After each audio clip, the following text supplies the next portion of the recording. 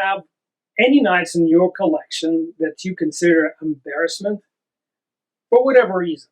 I certainly do, and tonight I will show you top 5 of these knives and explain why I'm embarrassed by them or for them, for the designers and the companies that made them. In number 5 spot is Ops Rancor 9. Before I explain why I consider this knife embarrassment to the company, I would like to explain that their other Rancor knives are actually pretty darn decent. You get a liner lock flipper, which works perfectly well, has decent D10, great flipping action, S35 EM, under 80 bucks. This is called Ops Rancor 5. This is a 4, this is a 5, and it's actually a pretty decent crossbar lock knife. Also good action, runs on bearings, 14C28M steel. Good to go. So you would think a company that has expertise in making flippers and decent crossbar locks, when they mush the two concepts together, something great will come out. But let me show you. No matter what I try to do with this flipper, without adding a significant amount of wrist action, see, you have to add your wrist action in order for it to flip. And then the flipper has this weird cutout over here that it doesn't instill confidence in the strength because it's D2. And D2 will crack in thinned out places like this if you put extra pressure on it. But it is a light duty knife, so I understand. The worst part about it is, I don't know if you noticed, but when I open it using thumb studs, which actually flip well, I have to hold it well enough back from this flipper. Otherwise, if I hold it in a normal position, it will actually catch on my finger and basically not properly, I mean, it's deploying now, but not perfect. This knife is a living proof that sometimes 2 rights can make a wrong. In number 4 position is this creation by unknown artisan. It is likely from China, although it came in a very inconspicuous box that had no identifications of a brand or where it's made. It's actually made out of real Damascus. This is not a printed 3D etched Damascus. It's actually a multi-layer, I figure at least 120 some layers of Damascus here. The action is funny. Why do I consider it embarrassment? Because, you know, it's really doesn't tick any of the boxes that a knife enthusiast looks for in a modern knife. And yet I'm experiencing some kind of, I don't know, weird pleasure. You can flick it open, you can flick it closed. It's non-locking, so it's legal even in European countries, like Germany probably would be legal, although they would probably weirdly consider it a gravity knife. So you just have to remember not to get your hands anywhere in the way,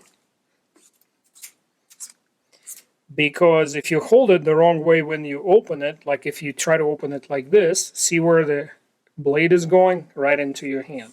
Or the tip can puncture you like this. So be very aware of where you're pointing this thing. It's really not a pocket knife. I don't really know what to call it. Definitely a party conversation piece. Ha! Ha! You need to carry it in a pouch, I guess. The best thing that works for it is a sunglasses case, because it sits in there like this and then you can pull it out and just flick it open. Number 3 spot for most embarrassing knives in my collection belongs to this Dagger. Here's the brand name. Dagger. It's a Russian-made knife, and it's an OTF with dual control, so you can actually actuate it from here. I actually really like the grind on this blade. This is like very, very innovative and interesting grind. Let me know if you've seen it on any other knives. And it closes in a regular way.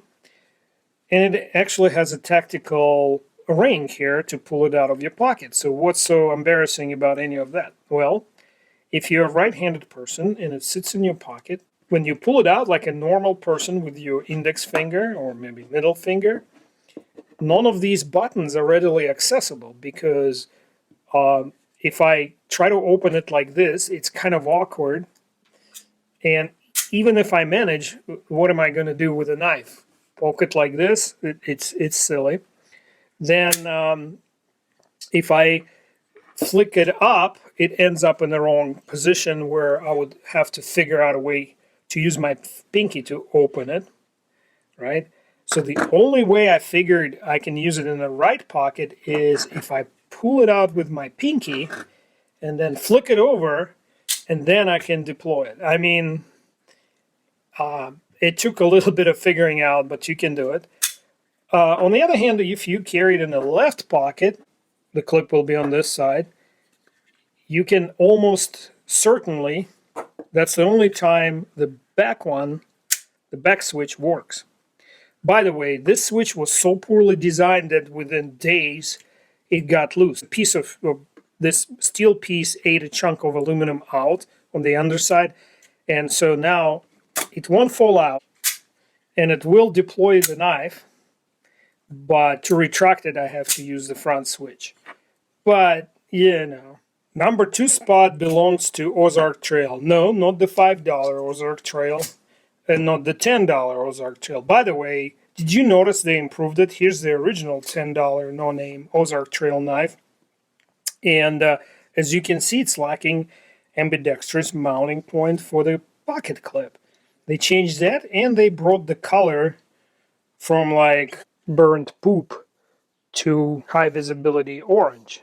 This can easily get lost in the foliage, where this one has decent visibility. Those are not the knives that are in a number 2 spot. Here's the knife. Apparently Ozark Trail makes an even cheaper knife.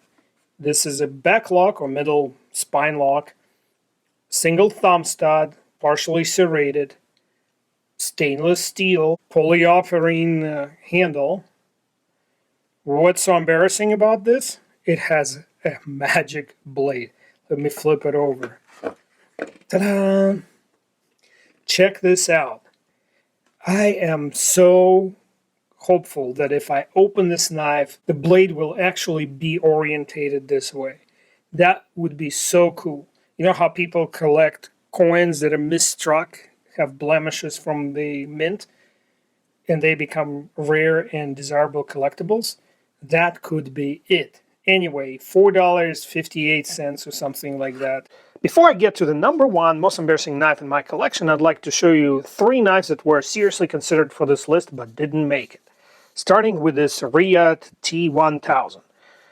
My embarrassment about purchasing this knife runs deep for a couple reasons. First of all, for a Chinese-made knife, even with the quantity of materials and quality of work, and it is a quality work, it's expensive.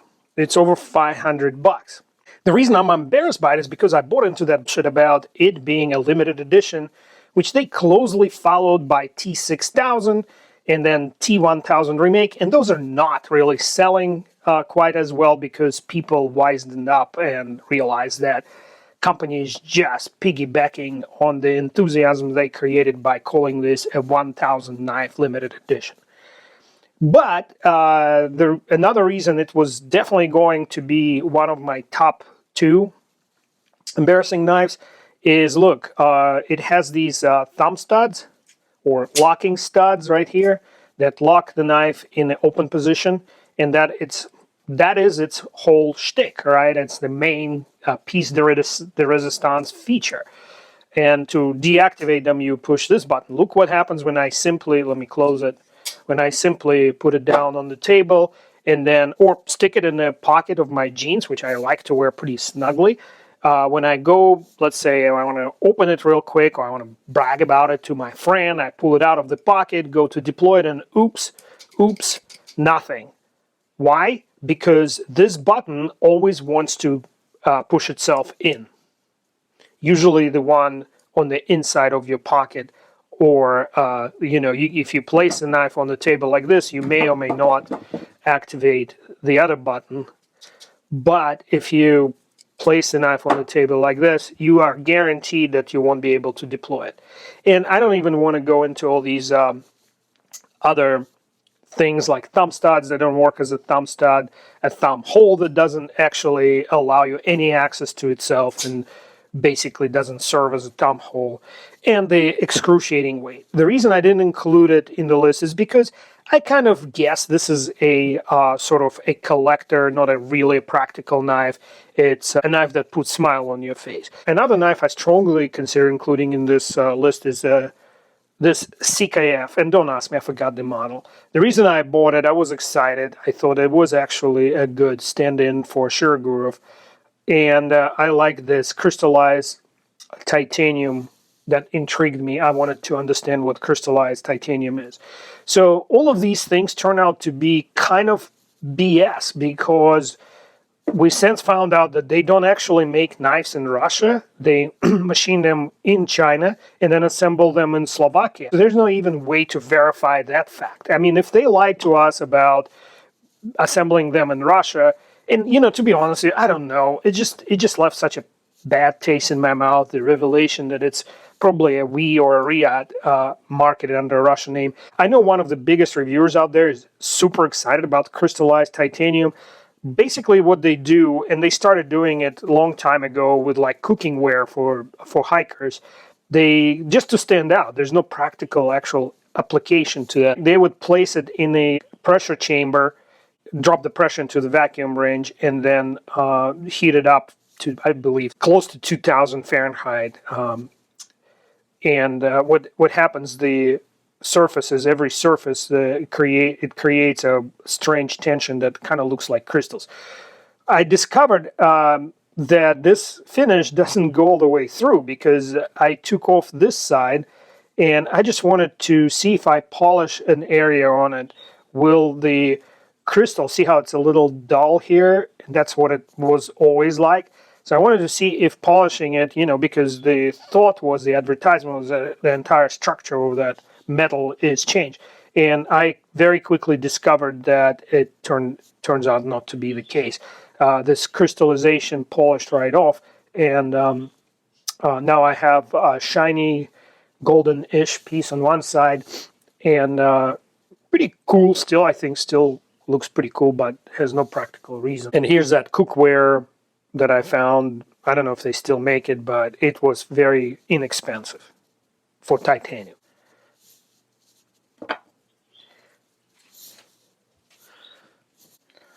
Here's a knife that was a strong candidate for #1 spot on my most embarrassing list, and it's not because of the knife.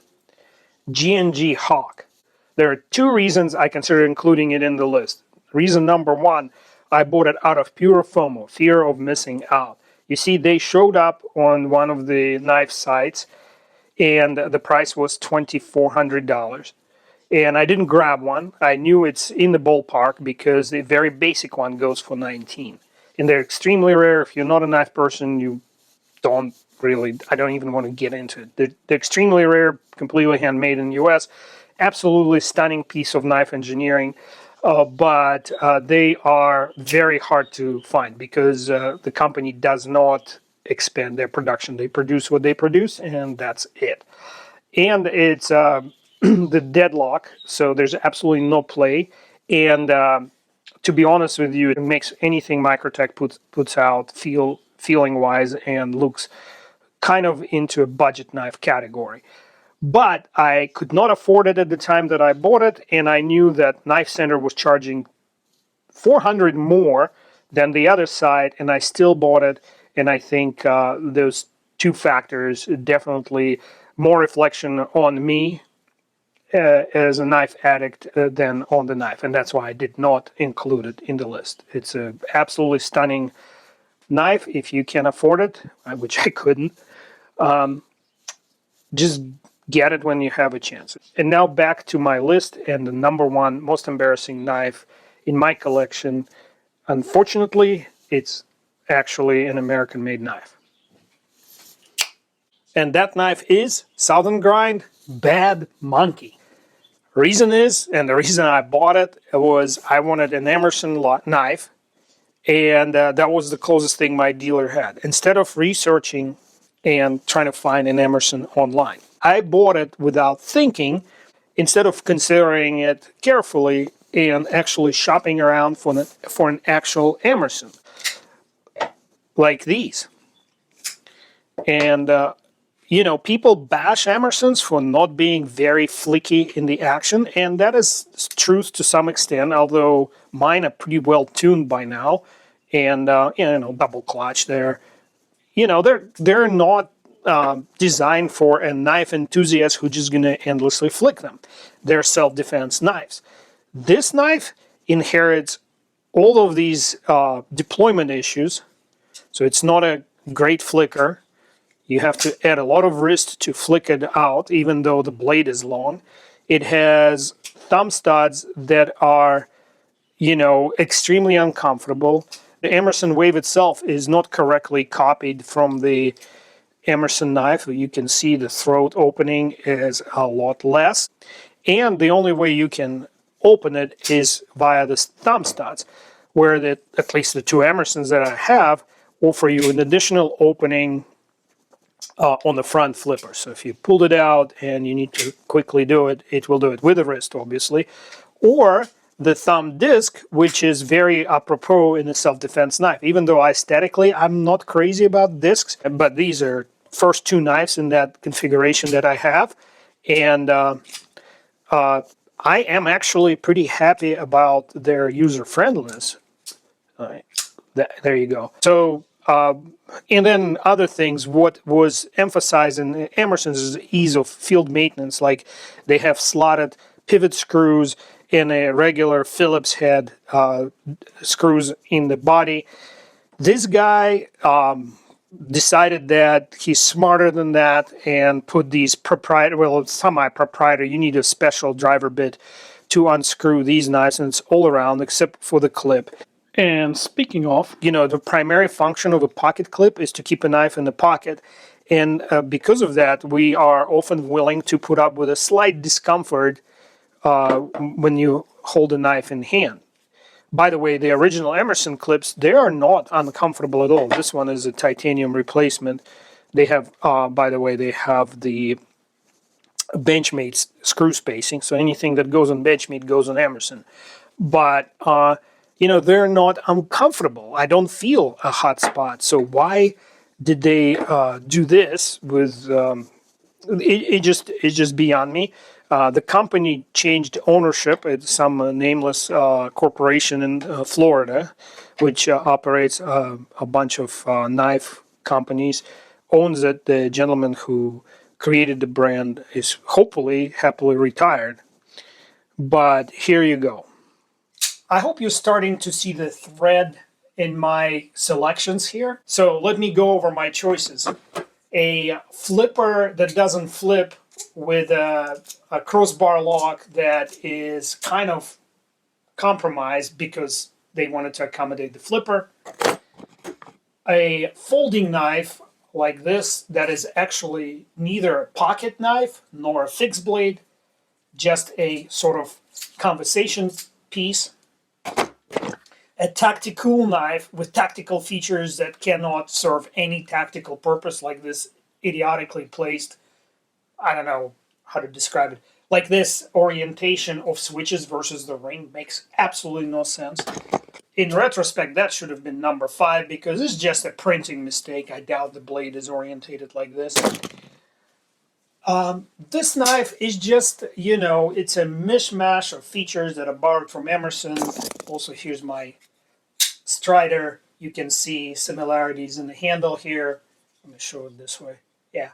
So they sort of replicated some features, but they didn't do a very good job at it. And then they saw some problems literally nobody had. Like this clip is way too short, and absolutely nobody wants to have a proprietary or hard to find a bit for hardware on the knife. But the key reason this is number 1 and not number 2 or 3 is because this is made in the USA, and that should come with a higher bar for performance, quality, and design considerations. If you are a true patriot of this country, you should truly believe that we should be setting the standard for quality and not Italy, Germany, or China.